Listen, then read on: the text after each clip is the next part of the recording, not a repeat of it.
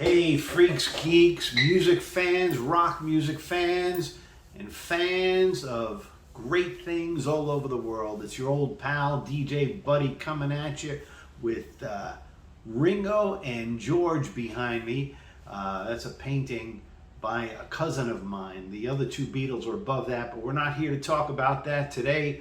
What I'm here to do is both wish Gene Simmons of Kiss a happy 73rd birthday, as well as talk about him and his place in rock and roll history.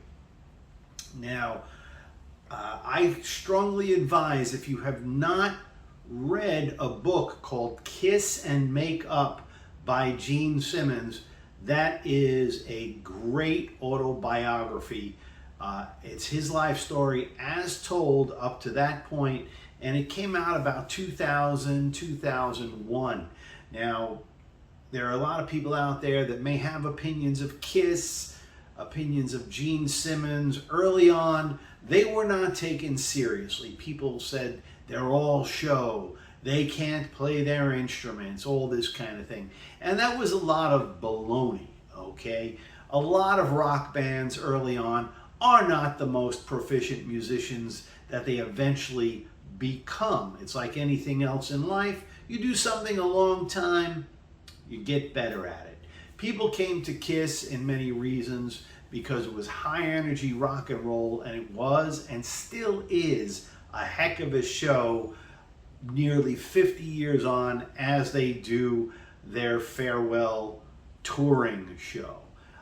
Say what you will about that. That's a conversation for another time. But certainly no one can deny Kiss's spot as an exciting rock and roll band, possibly the most exciting live band. I've seen hundreds of bands, maybe even bordering on thousands at this point in my 50 years of attending concerts. But I want to focus here and talk a little bit about Gene Simmons. When you read his book, some of you will find a newfound respect for him. When you watch Gene Simmons on shows, he may come off as a bit of an a-hole. Some people will find him to be arrogant or tough or grouchy and stuff. But the truth is, if you listen to Gene, he is a disciplined guy. He is a very disciplined guy in terms of his business, his seriousness about things, and moving ahead. And a lot of people could take a strong cue from him as to how to conduct their lives. The man doesn't do any drugs, he doesn't drink alcohol. His admitted weaknesses are indeed pastries, okay, sweets. And you can see that at times when it comes to Gene over the years. He's changed in his size and consequently his demon armor.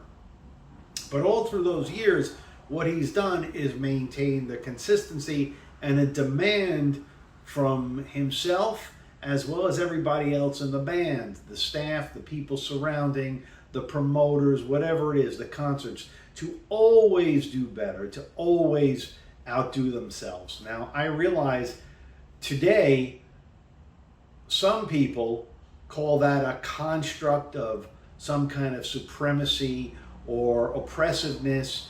You can call it what you want, you can play victim all you want, but at the end of the day, these are the things that will make you a winner in life. You can readjust systems. Let me tell you folks, new systems will be created. Doesn't matter where you are on this planet. For right now, you can still make something of yourself in the United States of America. Are the decks stacked against you in some ways? Of course they are. They always have been. Gene makes this abundantly clear in his book. If you read his book, you'll find that he was born an immigrant, the only child of a mom, a single mother who came over here. They couldn't speak the language. And the story that stands out most in my mind about Simmons coming to this country as a little boy and coming into what is now LaGuardia Airport is on the ride home from LaGuardia Airport to his home in what I believe was Flushing, Queens, or the Bronx, which is actually where I'm from, he saw a large banner, a highway banner of Santa Claus smoking a cigarette, because we had ads like that in those days. Santa Claus would be smoking a cigarette for Marlboro or some other cigarette brand, and people weren't really terribly concerned what it was going to do to people. And the way he saw it through a child's eyes was, he said, "Who is this chubby rabbi in red smoking a cigarette?" But the point I'm trying to make here is it left an impression on him, and his book left an impression on me. So I could cite a ton of examples. In fact, I recommend strongly reading all the Kiss autobiographies and hearing their stories from different perspectives. But Gene's is still the one that impressed me the most. He wrote it when he was about 50 years old, with not as much to look back on as he does today at the age of 73. But it's a good time when things are still fresh, 25 or so years into the Kiss thing, into Life thing, and it hasn't changed. Things of course will change, but it's a good fresh perspective. I have not read his books written since then. I don't know if they're a money grab or not. For me personally, I just haven't had the time, but I recommend going out, getting that first one. You can pick it up for $5 or less on eBay. If you are a Kiss fan, it is required reading.